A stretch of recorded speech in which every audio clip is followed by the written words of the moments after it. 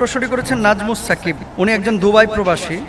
উনি লিখেছেন যে মুহতারাম, সম্প্রতি দুবাইয়ে যে ভয়াবহ ঝড় এবং বন্যা হলো, গত ৭৫ বছরেও নাকি এরকম ঝড় বন্যা দুবাইবাসী দেখে নাই। আপনি নিজেও দুবাই সফর করেছেন, আপনি এটাকে কিভাবে ব্যাখ্যা করবেন? এটা কি আযাব নাকি আল্লাহর পক্ষ থেকে পরীক্ষা নাকি এমনি কোনো বিষয়? আমি গত বছরও দুবাই সফর থেকে আসার পরে এই মসজিদের জুমার আলোচনায় বলেছিলাম যে আরব বিশ্বের যে চিত্র এখন দেখা যাচ্ছে, আযাব আসতে কিন্তু মনে হয় বেশি সময় নেবে না। এখন ঝড় বৃষ্টি যেটা দুবাই হয়েছে, এটাকে ডিরেক্ট আমি আযাব বলবো না, আবার ডিরেক্ট আযাব না এটা বলতে পারবো না, কারণ ফয়সালা তো আল্লাহর। তবে দুবাইয়ে যে পাপগুলো বর্তমানে হয়েছে, দুবাইয়ে যে পাপ বর্তমানে হচ্ছে বা হয়েছে, দুবাইয়ের মতো জায়গা শুধু না, মিডল ইস্টের যে সমস্ত জায়গাগুলোতে এই কাজগুলো হচ্ছে, আল্লাহ রাব্বুল আলামিন আযাব আরো দেবেন যদি সতর্কতা অবলম্বন না করি। আমি প্রথমে দোয়া করি দুবাইবাসী যারা এখন এই বর্তমান বিপদের মুখোমুখি হয়েছেন, আল্লাহ এই বিপদ থেকে তাদেরকে উদ্ধার করুন এবং বুঝদান করুন। কি পাপ দুবাই হচ্ছে না বলেন তো? আমাদের বাংলাদেশে আলহামদুলিল্লাহ আলহামদুলিল্লাহ শত শত গুণ পাপ কম হয় এই দুবাইয়ের চাইতে। শারজাটা একটু ধার্মিক, দুবাই মসজিদ আছে কিন্তু প্রচুর মসজিদ, কিন্তু নামাজ যে পড়ে, কয়টা নামাজ পড়ে? বাংলাদেশে রাস্তায় ওপেন, কিন্তু আপনি ওই বডি মেসেজ করা মেয়েদের পার্লার পাবেন না। আর দুবাই প্রতি কিলোমিটারে মনে হয় 10টা পাবেন, নাহলে 5টা পাবেন। রাস্তায় কেউ আপনাকে বাধা দিবে না, আপনি যদি ওপেন দাঁড়ায় মদ খান কেউ বাধা দিবে না। আপনি যদি রাশিয়ান, ইউরোপের কোনো মেয়ে অথবা মিডিল ইস্টের কোনো মেয়ে অথবা আফ্রিকার কোনো মেয়ে নিয়ে ফুর্তি করতে চান, দুবাইয়ে অহরহ রাস্তাঘাটে মেয়েরা ঘোরাঘুরি করতেছে। অন্যান্য দেশে রাত্রেবেলায় ঘুরে, আর দুবাই দিনের বেলাও ঘুরে। মুসলিম দেশ, মুসলিম দেশ। কিছু কিছু লোক দেখবেন খালি 2 দিন পর পর দুবাই, 2 দিন পর পর দুবাই, 2 দিন পর পর, মানে দুবাই হচ্ছে এদের মনে করেন মূল ফুর্তির জায়গা। কেন? নারী আছে, মদ আছে, বাধা নাই। চাইলেই শুধু টাকাটা লাগবে, আপনার ডলার লাগবে। আপনি পৃথিবীর যা উপকরণ আছে, আমেরিকা যাওয়া লাগবে না, টাইম স্কোয়ারে যাওয়া লাগবে না, দুবাই পাবেন। ইউরোপ থেকে মানুষ দুবাই আসে, বাংলাদেশ থেকে মানুষ দুবাই যায়, ভারত থেকে মানুষ দুবাই যায়। সবার টার্গেট দুবাই কেন? সবার টার্গেট দুবাইটা কেন? কি এমন আছে মরুভূমি ছাড়া, বিল্ডিং ছাড়া? আছে আনন্দ পানি, আছে আছে নারী আছে, আছে দিনহীনতা আছে, আছে হারামখোরগুলো এখানে আছে। সবাইকে খারাপ বলছি না। বর্তমান দুবাইয়ের শাসক যদি সতর্ক না হয়, বর্তমান দুবাইয়ের যে চিত্র যদি সতর্ক না হয়, বড় আযাবের মুখোমুখি হবে এই দুবাই, বড় আযাবের মুখোমুখি হবে এই দুবাই। আপনি বলবেন যে হুজুর খুব বেশি বুঝে গেছেন, আমার বুঝ নিয়ে আমি আছি। আমি তো 1বার 2বার না, আমার এখনো মানে ভিসা লাগানো হচ্ছে। শারজার কথা ঠিক আছে, শারজার যিনি গভর্নর উনি ধার্মিক, কিন্তু দুবাইয়ের যিনি, আপনি দুবাই যান, রাস্তায় দাঁড়ায় যদি কোরআন হাদিসের কোনো কিতাব পড়েন, আপনি 4-5 জন নিয়ে ধরেন একটা মাঠের মধ্যে বসেছেন, গোয়েন্দা এসে আপনারা ধরবে। এখানে কেন কোরআন হাদিস নিয়ে আলোচনা হবে? পুরো ইসরায়েলের মামাতো ভাই এটা। ইসরায়েলকে যারা সমর্থন দিচ্ছে মিডিল ইস্টে, দুবাই কিন্তু সবার আগে, দুবাই সবার আগে। খালি আলখেল্লা পরে মাথায় রুমালটা দেখে ভাব, আরে বাবা রে বাবা, মনে হয় আব্দুল কাদের জিলানী রহিমাহুল্লাহর আত্মীয় স্বজন জান্নাত থেকে পালায় আসছে, এরকম ভাবসাব। রাত্রে বেলায় আনন্দ পানি ছাড়া আর ঘুমিয়ে আসে না, ঘুমিয়ে আসে না। গজব কেন আসবে না? আমার আল্লাহ তাআলা কি বলছেন? যহরাল ফাসাদু ফিল বাররি ওয়াল বাহর বিমা কাসাবাত আইদিন নাস। দেখেন, আমি রাষ্ট্র দুবাইকে কিন্তু খারাপ বলতেছি না, আমি আমাদের মানুষের কৃত কাজ কর্মগুলোকে খারাপ বলতেছি।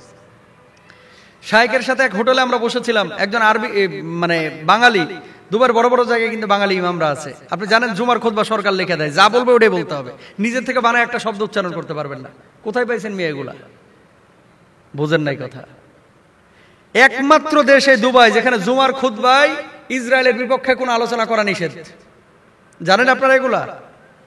ইসরায়েলের বিপক্ষে খুতবায় কোনো কথা দুবাই বলা যায় না। কেন? ইসরায়েলের সাথে তাদের বন্ধুত্ব। তেল আবিবে ফ্লাইট চালু করেছে দুবাই। দেশ দুবাইকে দোষ দিচ্ছে না। আমি বলতে চাচ্ছি আমাদের টার্গেট কি ছিল, আমরা কোথায় যাচ্ছি, কেন আমরা এমনটা করতেছি? আজকে বন্যা হয়েছে, ঝড় হয়েছে, একটাবার চিন্তা করেন তো, আল্লাহ যদি বড় ভূমিকম্প দিয়ে ৭৫ বছরেও মানুষের, দুবাই তো ড্রেনেজ ব্যবস্থা নাই, এটা আপনারা হয়তো অনেকে জানেন। কেন? এখানে বৃষ্টি হয় না। আরব বিশ্বের মানুষের বৃষ্টি যদি একটু দেখেছে, তাহলে এরা নাচানাচি শুরু করে ঘরের মধ্যে। কেন?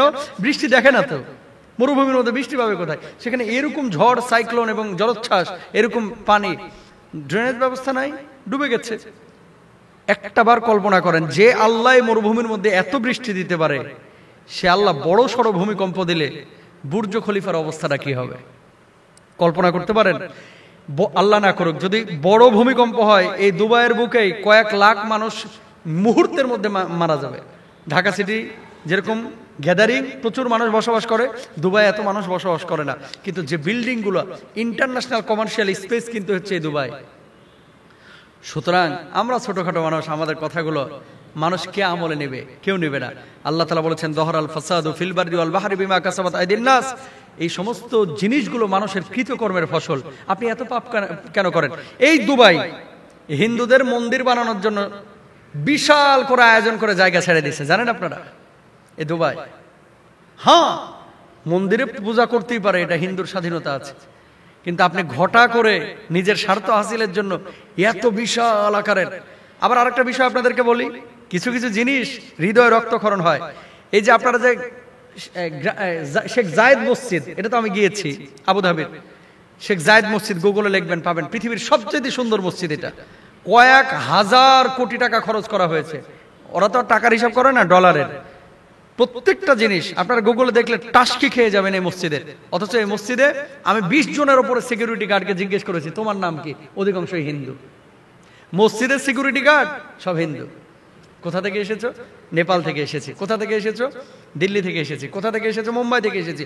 আরে হারামখোর, মসজিদের সিকিউরিটি গার্ড মুসলমান কি নাই? বাংলাদেশের লাখ লাখ শ্রমিক এখানে কাজ করতেছে, পাকিস্তানের লাখ লাখ শ্রমিক কাজ করতেছে, দুবাইয়ের এই সমস্ত শায়েখগুলা, এদের মাথা ভাই গেছে গাওলায়া, লাল পানি খায়া খায় এরা শেষ। নাহলে মসজিদের সিকিউরিটি গার্ড, এই জায়েদ মসজিদের সিকিউরিটি গার্ড কেন অমুসলিম হবে? হিন্দুর মন্দিরের দায়িত্ব হিন্দুরা নিবে, খ্রিস্টানের গির্জার দায়িত্ব খ্রিস্টানরা নিবে, আমার মসজিদের দায়িত্ব কেন অমুসলিমরা নিবে? প্রশ্ন জাগে না? এদেরকে কোনো কথা বলতে পারবেন না। টাকা টাকা টাকা, পাওয়ার, দুনিয়া দুনিয়া দুনিয়া, সব বুঝে তারা। আহা, একজন খতিব আফসোস করে বলেছিল, হুজুর আপনারা তো জুমার বয়ানে যে সমস্ত কথাগুলো বলেন, ওপেন বলেন, আহা আমরা পারি না হুজুর। একটা শব্দ যদি জুমার খুতবায় নিজের থেকে বলি, সরকারের পুলিশ এসে তলব করে, কয় চল থানায় চল, কি লেগে এটা বলছস? বড় আফসোস মুসলিম বিশ্বের জন্য। সতর্ক না হলে বড় ভয়াবহ বিপদ সামনে। আল্লাহ আমার সমস্ত এই আরব শেখদেরকে বুঝার তৌফিক দান করুক এবং পাপ থেকে আমাদেরকে বেঁচে থাকার তৌফিক দান করুক। আল্লাহ আযাব দিচ্ছে না গজব দিচ্ছে, পরীক্ষা নিচ্ছে, আল্লাহ জানে। তবে পাপ বেড়েছে দুবাইয়ে, এটা সত্য। আল্লাহ এদেরকে হেদায়েত দান করুক।